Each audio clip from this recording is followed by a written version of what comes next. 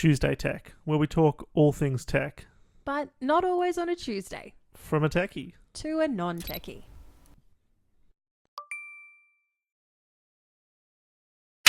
Jordan, Leah. I need to know what on earth is 2FA, MFA, what? Yeah, that's What? fair. It's a fair question. That's all I... And you know what? It's a question that a lot of people ask. Why? What is it? Why do we need it? What does it mean? Why are we here? Why are we here? Well, that's a bigger What is topic. No. But seriously, what's the go? Because there's a lot of talk about it. I hear a lot of complaints about people that don't know what it is. And to be fair, I'm a little murky on it myself. Yeah, I hear complaints. I went off because I thought you were going to say, I hear a lot of complaints about people having to use it, and that's what I hear. Well, you would. You're the IT guy. You would. More things for me to do. Mind you, I was one of those complainers. So, So, I'll start with asking you a question. Okay. Do you know what 2FA stands for? I know because we're married. It's two-factor authentication. Yay! And what's MFA? Just because I can see it on your screen. Oh! Multi-factor authentication. All right. Yeah. So I don't know what that means though. to answer the question, we've got to first talk about the problem. Okay. Yeah. Okay. So traditionally, you would sign into things with a password. Yep. Right. Yep. And A really, really good password. a really, really good password. Yeah, you that's know, not password 123. and one that's definitely not written down on a piece of paper. Now that's all sarcasm. Please have high entropy passwords with passphrases. Or a password manager.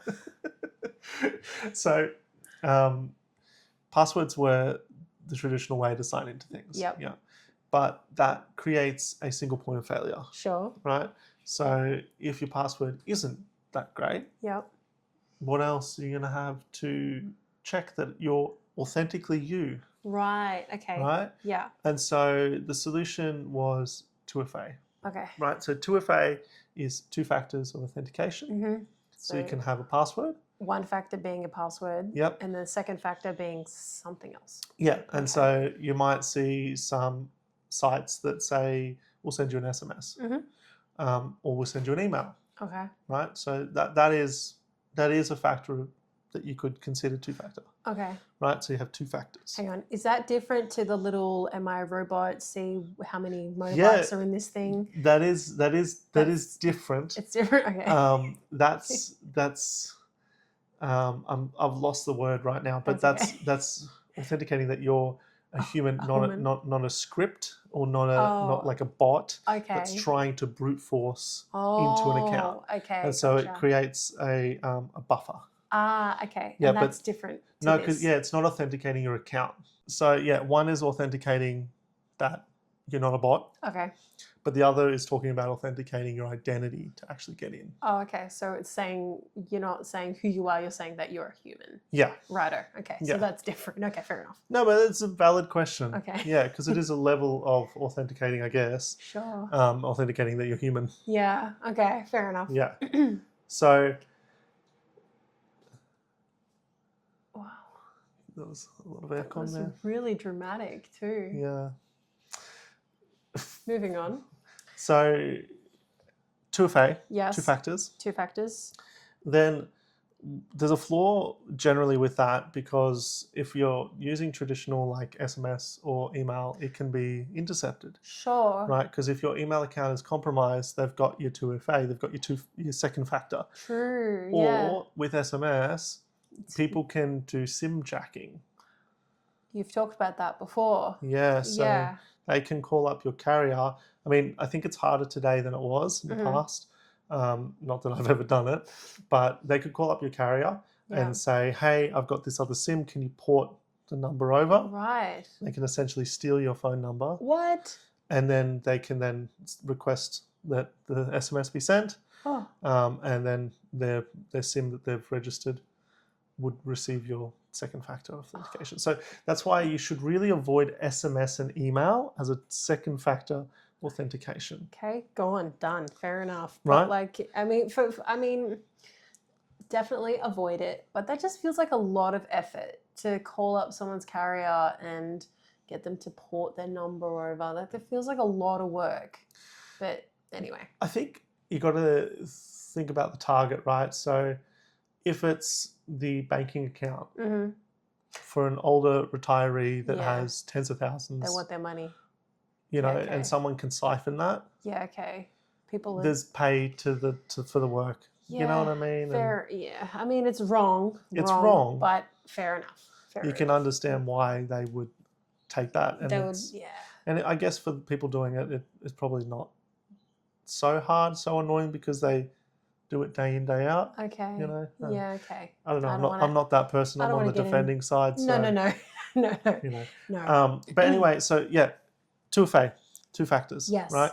But MFA is better. Okay. Okay, because it's multi-factor authentication. Right. So it can be comprised of 3 areas. So it's something that you know. Yep. Something that you have. Okay. And something that you are. Okay. So something that you know is like a password. Yes. Or, you know. You should know. Probably just, password.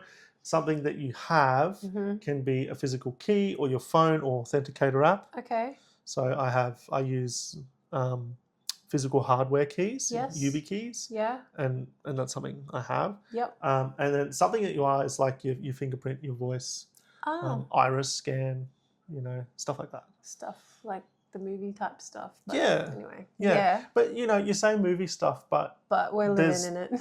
Well, yeah, but also some of the audience, and I know even myself, I've gone to work in the past where they've had a clock on system where I've used my fingerprint.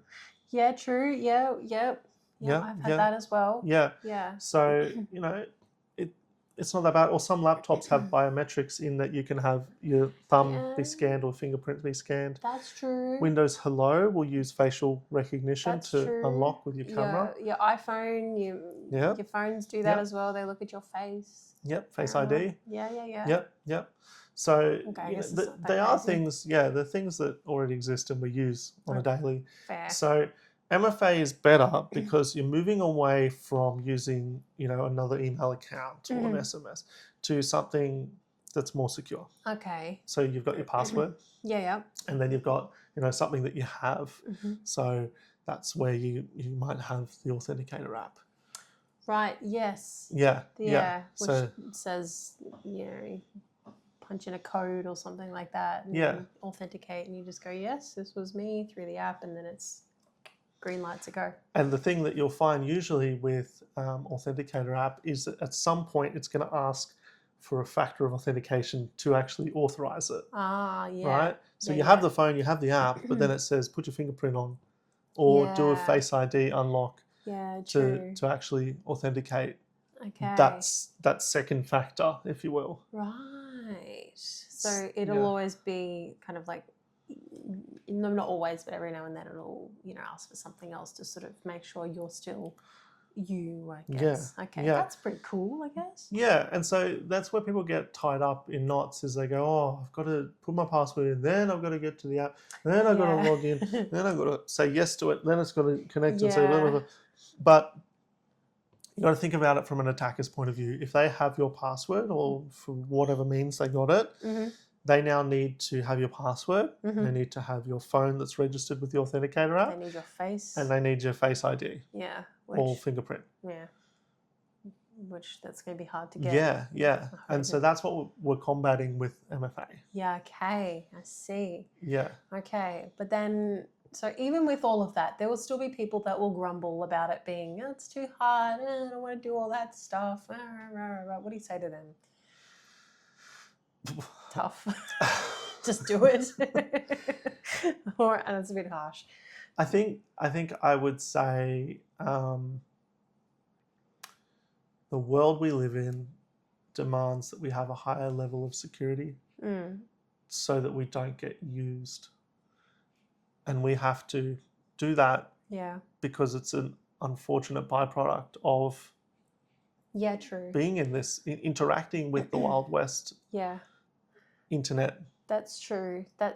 And I do agree with you there. And I really like the analogy you used once or use it a lot, and I've kind of just taken it and run with it, is using the analogy of like your house, right? Like you can't just leave your doors unlocked because, you know, you go, oh, well, what have I got in my house that's worth stealing? Well, it's not about what's, you know, in your house. It's the fact that people can get in, right? Yeah. And you don't want people to get in. No, you don't. And then that's your home, yo. That's your place. That's your thing. And what could that lead to as well? So, you know, when we talk about digital assets, we talk about they can be not a footprint, a sort of pedestal or place to then pivot from. Yeah. So like it's not just your stuff, your information. It could be people, like information of people that you know, right? You said that they can jump from. Yeah. Yeah, so you could be used as a watering hole attack. Yeah. So if people come to you as a trusted resource for whatever means, if you're infected, you can then infect others by just being infected. Wow. Right? Sort of same as catching the flu. Yeah. If we would talk about that. Yeah. And, you know, if we do talk about catching the flu or deadly virus, you would isolate. Yes. Right? Yeah. But if you have no visibility and no awareness of these things, you're not going to isolate. And so it's the same as security. Sure. We should have measures to stop it, but if we do have it, we should have also the next measure to cut it off. Yeah. So yeah, you can be a watering hole attack. You could be the target itself. Yeah. Impersonation. You could. There's a lot of different means. Even sometimes identity theft, you know, sometimes it's simple in that people might want to take loans out. Yeah. And they don't want to use their own name, and so they'll use the details of someone else. And you go, well, I've got nothing to you know, lose. And it's like, well, you know, your credit score is pretty important. Yeah. And your livelihood is pretty important. Yeah. And if someone takes out a loan under your name. And then just trashes your credit score and could, you know, do a whole lot of damage to your life. Yeah. That's kind of a big deal. Yeah. So there is a lot of things, and we should really keep our online identity secure. Yeah.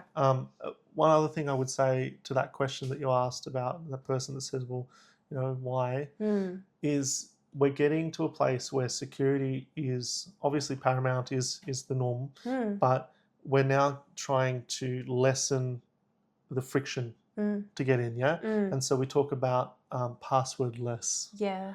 And that's really cool. And you've implemented that on some of your accounts. I've implemented it on some of mine. Yeah. Where you have a trusted source, so you could use a password manager. Yes. You could use a hardware key. Yeah. There's probably the two main sources. And all you have to do is authenticate to that one thing, and then that will authenticate through to your account. Yeah. And that's passwordless. So there's no password. Yeah. There's no, you know, MFA, multi-factor, because you've already had that trusted source that you've authenticated to. Yeah, true. You know? So some of the ways that the audience might be familiar with this is where it says sign in with your Google account. Yeah. There's no MFA with that, is there? No, you're just using your already existing account to sort of launch off. Exactly. Right. You know, sign in with Google, sign in with Apple. Yeah. There's another one. Sometimes you have the social media ones, sign in with Facebook. Yeah, true. But I know we've talked about that before, that those things can sometimes be a little problematic. Because it's all going to depend on that trusted source. So how secure is that trusted source? Okay. So if it's a password manager and you have a really, really secure authentication method for that, beautiful. Right, you're good to go. Or if you have a hardware key, well, you physically have that key. Okay. And so unless it gets stolen, that's pretty good too. Yeah. So yeah, it does come down to that. Yeah. But I think security researchers and engineers and people in the industry are trying to make things easier whilst also still making them highly secure. Yeah. So passwordless is coming, is available in some areas. I know our government, for instance, has implemented it in their portals, which is go Australian government. That's a big step. wicked. Because a lot of banks only have SMS. That's quite backward considering where, you know, the times are kind of heading towards, right? Yeah. So 2FA, two factors of authentication. It's cool, but not cool enough. MFA, multi-factor, something you know. Slightly better. Something you know. Yes, something you have, Yep. and something you are. Yes. I didn't look on the screen at all, no. And it makes it more secure. And then passwordless. Is like top tier, you know, chef's kiss when it comes to having secure Authentication yeah. against your user account. Yeah. So the main takeaway for today is just get comfortable with going passwordless, because that's where the world is going, and you just got to do it. And in the meantime, you're going to have to sort of gripe with MFA, Yeah. and implementing it is better than non-implementing it. Yeah. And for the Australian audience out there, it is a requirement of the Essential 8. So if you're in a business setting and you're wanting to be compliant against the government's recommendations, Essential 8, one of the bare minimums is to have MFA for all accounts turned on. Yeah. So that's just a bit of a, it's not even a harsh reality, it's just reality, and that's just the way that it's going because of the climate that we live in, and that's just what we need. And if the government kind of sees that as a necessity, then I guess we probably should too start taking it seriously. Yeah. Cool. Yeah.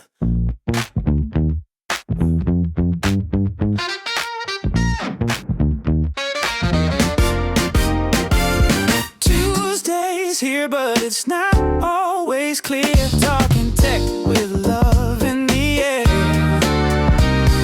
Circuits hum, but the vibes are fun. From wires to Wi-Fi, we've just begun. Tuesday tech, but it's not just the day. We break it down the techie way. Husband and wife, a duo so fine. From screens to dreams, it's tech time.